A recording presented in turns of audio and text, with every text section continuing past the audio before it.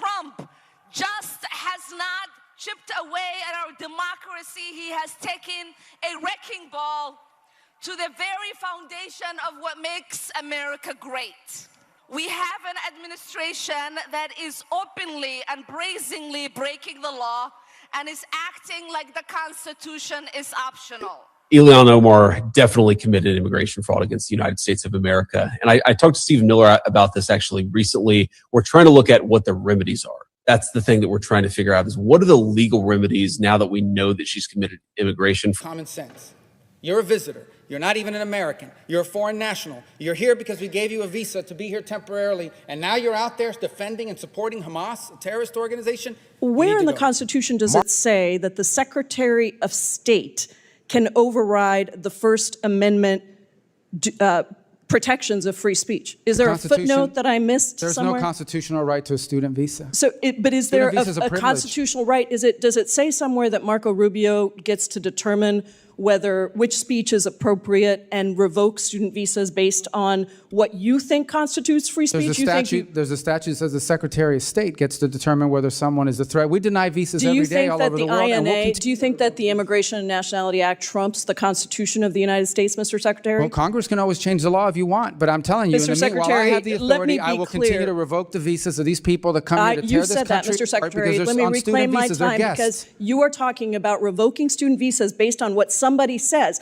And that means that you are trumping the legal Supreme Court, the supreme law of the land, which is the Constitution of the United States. No one has a right to a student visa. Mr. Rubio, why did the administration need to use masked, armed, unidentified agents to whisk somebody off the street and deny her counsel for almost 24 hours after her arrest? Well, you'll have to ask the agencies that did that work. I'm not responsible for that. I'm responsible for revoking the visas of these people that come to tear this country apart. I'm talking about this particular case where you revoked the student visa of a Turkish citizen who was a graduate student who wrote an op-ed that you didn't like. And suddenly you allowed for masked men to whisk her off the street. And you have multiple jobs, apparently. You're the national security advisor as well. So don't tell me it's not your job. Who snatches her off the street? We don't do the snatching, but I can tell you we do the visa revocations. Let me ask you about the national security consequences of people, masked men on the streets, snatching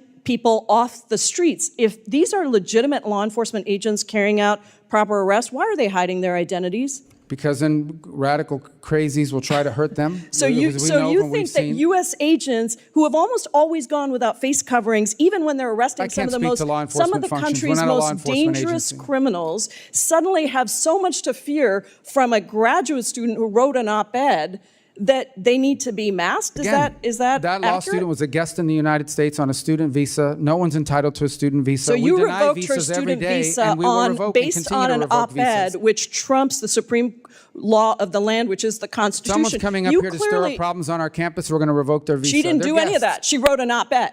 Well, she wrote an op-ed, and I'm talking to you about her particular case. Claims and your claims. Those are not the facts. Reclaiming my time, you revoked her student visa because she proudly. wrote an op-ed. Would you revoke? We're going to do more. I have another question for you. Would you revoke the visa of someone in the United States who published claims that, quote, Jews are an untrustworthy and dangerous group? Yes or no? We will revoke the visa of anyone who's in this country as a guest who's here to stir up trouble. Are you going to revoke the visa of somebody who made that? Send me the case. I'll look at it. I'm looking to get crazy people out of our country. Actually, it's not just about revoking. You actually, Secretary Rubio, excuse me, reclaiming my time. Can you explain to me why the Trump administration granted refugee status to Charles Kleinhaus, the white Afrikaner who tweeted that exact statement that I just said? There's the case. That's not a visa. You granted that person to enter the United States. That's someone that applied here through a totally different process. Student visas are a privilege. Secretary Rubio, deny them all the time and we'll revoke them. Revoked a visa based on an op-ed, and then you allowed for masked men to snatch somebody off the street.